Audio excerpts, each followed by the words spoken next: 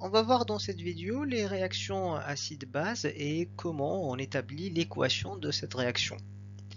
Commençons par la définition de la réaction acido-basique qui met en jeu un acide d'un couple et une base d'un autre couple.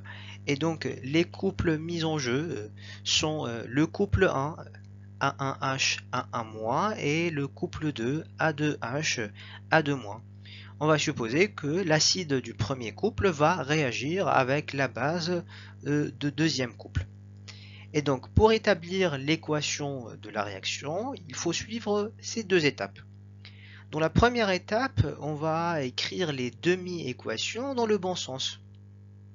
Donc, j'ai dit que le A1H va réagir en tant qu'acide. Et donc, qu'est-ce qu'il va faire? Il va céder un proton H+, et se transformer à sa base conjuguée à 1-. Et donc, qu'est-ce que j'ai dans ce cas? J'ai une perte de H+. Pour le deuxième couple maintenant, c'est le A2- qui va jouer le rôle de la base. Et donc, A2- va capter le proton cédé par l'acide A1H et il se transforme à son acide conjugué. Et donc, dans ce cas, il y a un gain de H+. Et donc, on passe maintenant à la deuxième étape où on va additionner les deux demi-équations. Alors, je vais additionner les réactifs, donc A1H plus A2- donne A1- plus A2H. Bien sûr, les deux H+ seront simplifiés dans les deux côtés. Et donc, qu'est-ce que je peux constater? Qu'il y a un échange ou bien un transfert de protons entre l'acide A1H qui se transforme à sa base conjuguée et la base A2- du deuxième couple qui se transforme à son acide conjugué A2H. Alors on prend l'exemple de la réaction acido-basique entre l'ammoniac et la molécule de H2O. Donc les couples mis en jeu sont le couple 1 qui est H2O-OH- et le couple 2 NH4 plus NH3.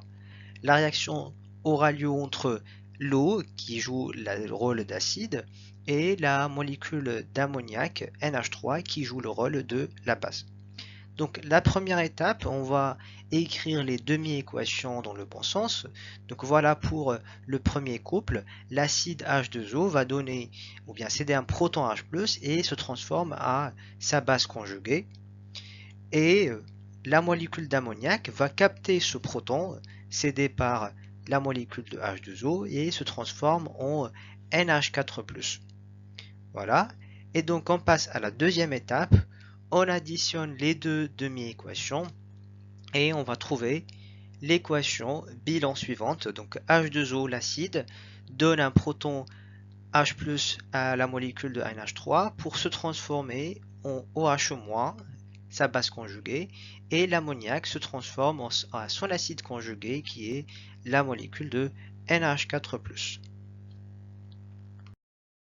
Comme exercice d'application, on nous donne les couples acide-base associé à l'acide sulfureux H2SO3, HSO3-, et le couple associé à l'éthylamine H2H5, NH3+, AC2H5NH2.